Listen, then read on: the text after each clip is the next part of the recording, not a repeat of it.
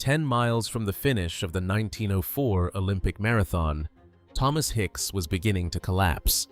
He asked for water. The men managing his race refused. They sponged his mouth instead. Then, several miles later, race official Charles Lucas gave him a measured tablet of strychnine sulfate and the white of an egg. Strychnine is now notorious as a strong poison used in some rat pesticides. In 1904, it was also deliberately used in human medicine and as a stimulant.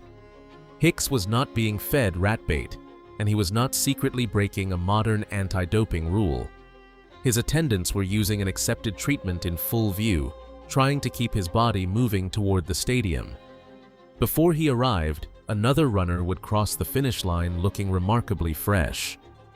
That was because Fred Lorz had spent many miles of the foot race riding in an automobile. One man had received a car. Another would receive 2 documented doses of strychnine, 5 egg whites, brandy, warm bathing, and constant direction from attendants. Only one would be declared the Olympic champion. This race was about more than endurance. It was about who got to decide what counted as help and what the result was supposed to prove. The St. Louis Olympics did not stand apart as a clean, modern sporting festival. They were embedded in the Louisiana Purchase Exposition, the vast World's Fair that celebrated technology, expansion, commerce, and American power. Athletics were folded into that spectacle. James E. Sullivan, chief of the fair's Department of Physical Culture, was one of the central athletic administrators. The fair also staged anthropology days, exploitative contests in which people drawn from its human displays were pushed into unfamiliar events, and their performances were treated as evidence for racist evolutionary theories. That matters because 2 men in the marathon, Len Taunyane and John Mashiani, were Tswana runners connected to the fair's South African spectacle. American records distorted their names and misidentified their ethnicity. Their own explanations of how they reached the starting line were not preserved. The institution surrounding this race did not merely want to watch bodies compete. It wanted to classify them, manage them, and draw conclusions from them. Soon, the marathon would produce a result its officials believed they could explain. The question was whether their explanation could survive what happened on the road. Just after 3 in the afternoon, on August 30th, more than 30 runners left Francis Field for an official 40 kilometers, 24 miles, and 1,500 yards. The temperature was 90 degrees in the shade. Ahead were 7 substantial hills, broken public roads, loose stone, and deep dust. The field included serious experience. Hicks had finished 2nd at Boston earlier that year. Lorz had finished 5th. Félix Carvajal of Cuba had an endurance background and had worked as a mail carrier. His street trousers had been cut into running shorts, and he ran in a street shirt and heavy shoes. Then came the automobiles.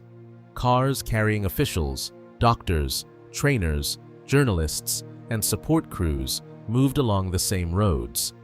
Again and again, they threw clouds of dust into the runners' faces, sometimes making it difficult to see or breathe.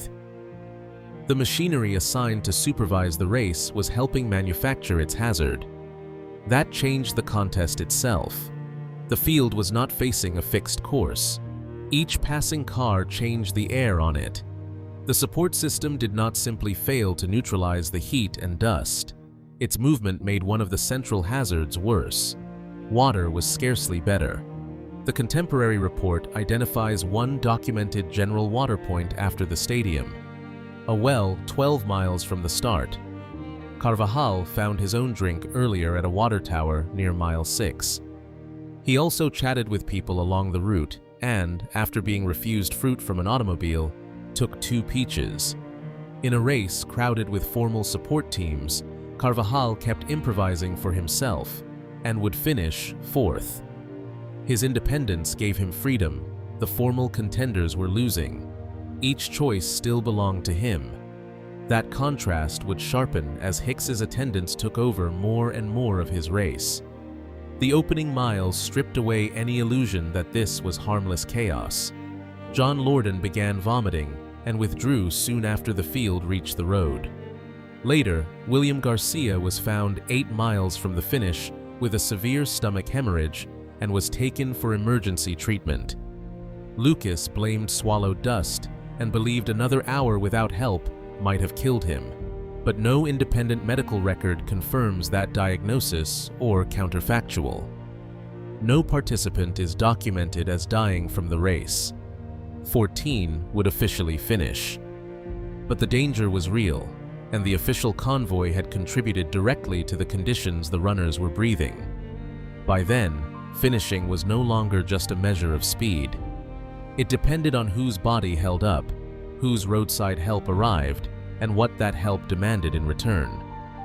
Taunyane and Mashiani kept going. Taunyane finished 9th and Mashiani 12th.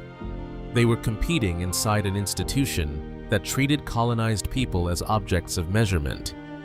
They would outlast most of the field anyway. At about 9 miles, Fred Lorz developed cramps and stopped. He had legitimate speed. His Boston result had proved that, but his St. Louis race appeared to be over. He got into an automobile. After riding for many miles, Lorz returned to the road. Lucas recorded Lorz's explanation that the vehicle had broken down and he was running back toward the stadium. Later accounts say Lorz characterized the whole finish as a joke. From the finish itself, his intention cannot be known. What can be known is what he did next. He continued into Francis Field ahead of the legitimate field. It was an absurd reversal, but not because Lorz was incapable of winning a marathon. He was good enough to win Boston the following year. In St. Louis, a genuine contender had selected the one form of transportation that could not count in a foot race. While Lorz's car carried him toward the stadium, the legitimate lead changed hands. Hicks moved forward, and the closer he came to victory, the less control he had over his own race. The two men were moving toward the same finish through opposite kinds of assistance. Lorz had left the race and returned by machine. Hicks stayed on the road, but his attendants increasingly decided how. 10 miles from the finish, Hicks showed signs of collapse and asked for water. His attendants denied the request and used distilled water to sponge his mouth. 7 miles from the stadium, Lucas gave him the first 1/60th grain tablet of strychnine sulfate with 1 egg white. 4 miles from home, Hicks wanted to lie down. The attendants would not let him stop. They slowed him to a walk. Around mile 20, Lucas administered a second 1/60th grain tablet, 2 more egg whites, a sip of brandy, and warm water bathing. The warm water had been carried on a steam automobile. Those were the only 2 documented strychnine doses. Lucas described Hicks as ashen, stiff, and moving mechanically. He also reported that Hicks was partly hallucinating. Near the finish, the attendants gave him 2 more egg whites and additional brandy. They had him walk uphill and jog downhill. The usual version of this story treats those details as a bizarre menu. But the sequence is more disturbing when viewed through Hicks. First, he lost access to water. Then he lost the choice to lie down. Then his food, medicine, pace, and movement were selected around him. He was moving closer to victory and farther from control. His attendants believed they were saving his race. That does not require inventing cruelty or secret intent. It only requires noticing the system they built. The course depleted him. The official traffic worsened it, and roadside care became the mechanism that kept him inside the contest. Lorz reached Francis Field first and was received as the winner. Then, witnesses exposed the automobile ride. Officials disqualified him, and the Amateur Athletic Union announced a suspension for life. That settled one question. A car ride was not acceptable assistance. Hicks still had to finish. He entered the stadium, completed the final lap and broke the tape in 3 hours, 28 minutes, 53 seconds. An attendant caught him immediately afterward. He was too weak to receive the trophy on the field. 4 doctors examined him in the gymnasium. The car was forbidden. The chemical and physical intervention was not. That does not make Lorz the rightful winner or Hicks a modern-style drug cheat. It reveals how unsettled marathon rules and medical beliefs were, and how much power attendants possessed over the result. Hicks rested for an hour, then left by streetcar. He had lost 8 pounds. French citizen Albert Corey, running for the Chicago Athletic Association, finished second. Arthur Newton was third. Carvajal was fourth. 14 runners were listed as official finishers. The scoreboard was finally clear. The meaning of the race was not. The officials had drawn a bright line around the automobile. They had not drawn the same line around the treatment that kept Hicks moving. Now the man who administered that treatment would explain why he believed the distinction made sense. Charles Lucas was not a distant historian. He had been on the road. He had been with Hicks when water was refused, administered the strychnine and egg, directed his movement, and watched him deteriorate. Then, Lucas wrote the fullest contemporary account. His conclusion was not that the race had exposed a dangerous system. He explicitly argued that drugs and warm sponging were beneficial to marathon runners. He credited Hicks's victory to superior roadside care and suggested stronger runners had failed because they lacked it. That is the real payoff to the opening dose. The strangest thing about the strychnine is not that the official report admits it. It is what the report thinks the dose proves. Lucas also used the games to make racist claims about white and English superiority. Yet the marathon's own results resist his conclusion. Taunyane finished 9th and Mashiani 12th despite their exploitative place within the fair and the distorted record left around them. Their performances did not fit the hierarchy the institution wanted to extract. Lorz's lifetime suspension did not last very long. He was reinstated, and in 1905 he won the Boston Marathon in 2 hours, 38 minutes, 25 seconds, without an automobile.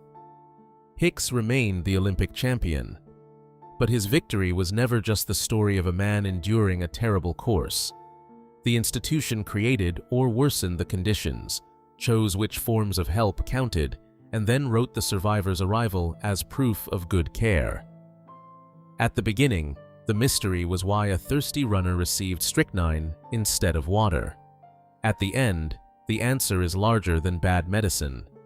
The people controlling the race also controlled the explanation. And when the same system creates the danger, manages the survivor, and writes the lesson, even a near disaster can be filed as success.